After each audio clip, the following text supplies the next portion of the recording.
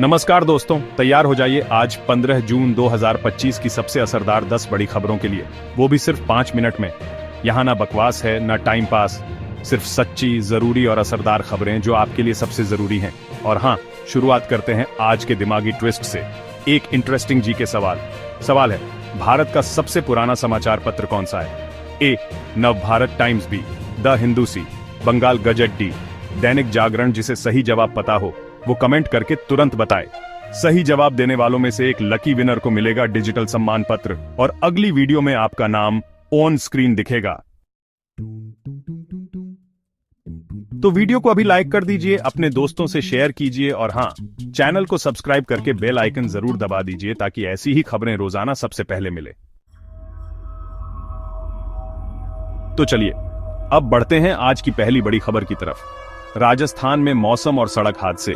पूर्वी राजस्थान में मानसून से पहले राहत की बूंदाबांदी हुई, जिससे कोटा, उदयपुर और जयपुर जैसे शहरों में तापमान में गिरावट देखने को मिली। दूसरी ओर जोधपुर और बीकानेर जैसे पश्चिमी जिलों में लू का कहर जारी है। वहीं अजमेर, हनुमानगढ़ और दौसा में हुए सड़क हादसों में 4 लोगों की मौत और 1 दर्जन से अधिक लोग घायल हो गए। राज्य सरकार ने संवेदनशील इलाकों में सुरक्षा और ट्रैफिक व्यवस्था बढ़ाने के निर्देश दिए हैं। चलते हैं अब उत्तर प्रदेश की गर्मी भरी खबर की तरफ।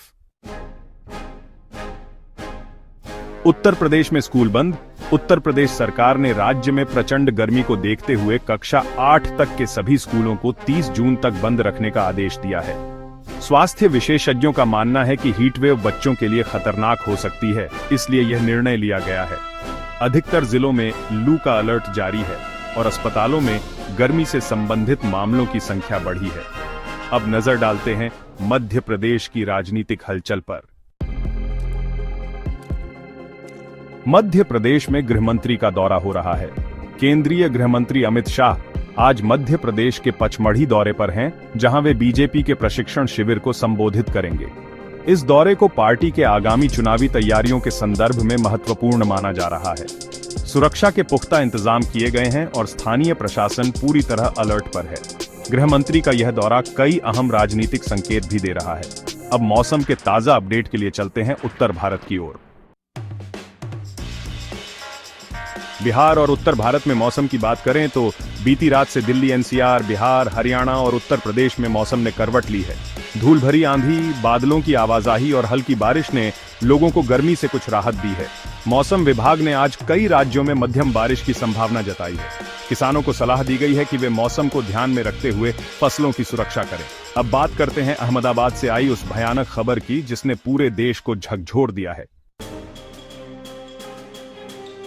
अहमदाबाद में एयर इंडिया की फ्लाइट AI 243 के क्रैश में अब तक 274 लोगों की मौत की पुष्टि हो चुकी है। राहत और बचाव कार्य में 100 से ज्यादा मजदूर और 40 इंजीनियर लगे हैं। बॉक्स ब्लैक रिकॉर्डर बरामद कर लिया गया है। जांच की प्राथमिक रिपोर्ट अगले 3 महीने में आने की उम्मीद है। प्रधानमंत्री और गृहमंत्री ने हादसे पर गहरा दुख जताया है। अब नजर डालते हैं इतिहास की एक खास तारीख पर। ऐतिहासिक दिन, अरे हां, आज ही के दिन 14 जून 1857 की उस पहली आजादी की लड़ाई का दिन है जब भारतीय सिपाहियों ने अंग्रेजों के खिलाफ बगावत की थी। इसे भारत की आजादी का पहला क्रांतिकारी मोड़ माना जाता है। इस मौके पर कई राज्यों में श्रद्धांजलि सभाएं आयोजित की जा रही हैं। इतिहासकार मानते हैं कि यह आंदोलन भले ही असफल रहा, लेकिन इसने आजादी की नींव रख दी थी। अब चलिए बढ़ते हैं भारत के कूटनीतिक संवाद की खबर पर।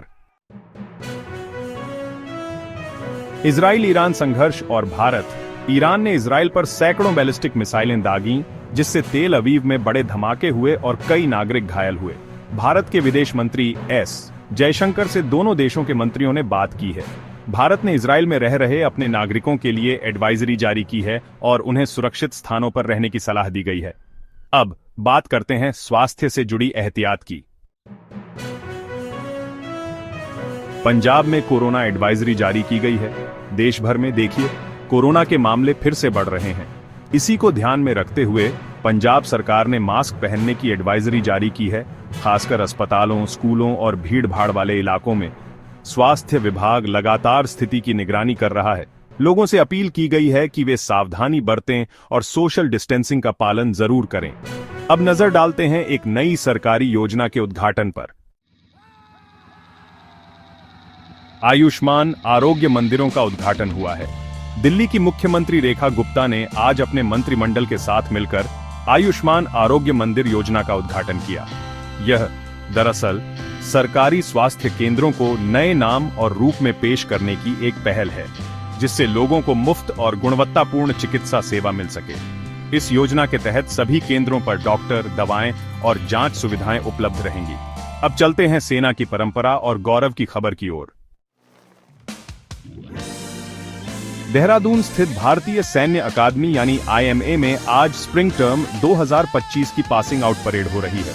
इसमें देश और विदेशों से आए 300 से अधिक कैडेट्स ने हिस्सा लिया है। श्रीलंका सेना के कमांडर समीक्षा अधिकारी हैं।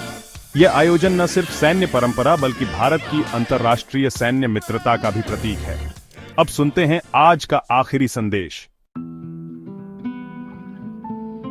कैसी लगी आपको ये सारी खबरें, मुझे कमेंट्स में जरूर बताइए। अगर वीडियो अच्छा लगा हो तो इसे लाइक कीजिए, और अगर आपने चैनल को सब्सक्राइब नहीं किया है तो अभी सब्सक्राइब कीजिए। साथ ही घंटी के निशान को दबाना मत भूलिएगा, ताकि आपको हमारी हर नई वीडियो का नोटिफिकेशन सबसे पहले मिले। मैं फिर मिलूंगा ऐसी ही अच्छी और खास खबरों के साथ। तब तक के लिए जय श्री राम, जय हिंद, वंदे मातरम।